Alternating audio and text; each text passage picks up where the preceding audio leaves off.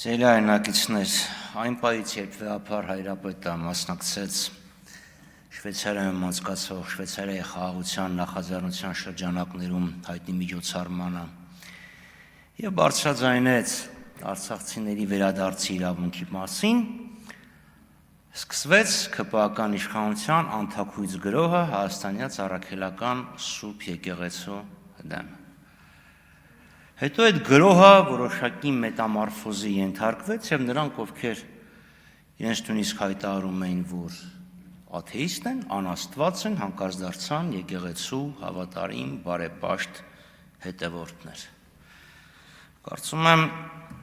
պետք չէ հեռադիտակով կամ մանրադիտակով նայել խնդրին հասկանալու համար, որ եկեղեցապաշտ եւ եկեղեցապաշտպանության եւ աստվածավախության ներքո դիմակի շղարշի տակ ընդամենը գրոհը եկեղեցուն է որպես ազգային համազգային կառույցի, քանի որ ճակերտավոր նոր Հայաստանում համազգային որևէ բան չկա եւ չմոռանանք Նիկոլ Փաշինյանի նաեւ այդ հայտարարությունը, որ ես պատասխանատու եմ միայն Հայաստանի Հանրապետության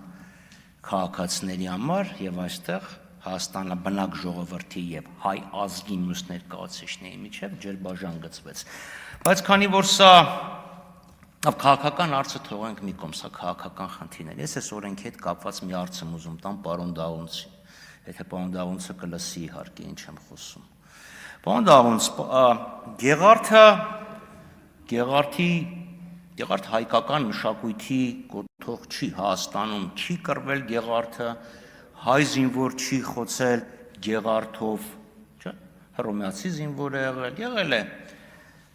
Հայաստանից բավականին հեռու։ Հիմա ուզում տեխնիկան հասկանամ, դա հայկական մշակույթ է։ Եվ եթե օրինակ դա հայկական մշակույթ է,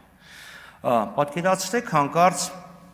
մի գեղեցիկ օր Հայաստանյան առաքելական Սուրբ եկեղեցին ձեռք է բերում 1 րոպե ընդամենը։ Օրինակ Քրիստոսի պատանքը, որը էլի Հայաստանում չի գործվել, Հայաստանում Քրիստոսին այդ պատանքով չեն փաթաթել։ Կամ օրինակ Լեոնարդո դա Վինչի վերջին, եթե կարելի է կես րոպեն մի րոպեից, լավ, Լեոնարդո դա Վինչի վերջին ընթրիքը, խորհրդավոր ընթրիքը այդ նկարը։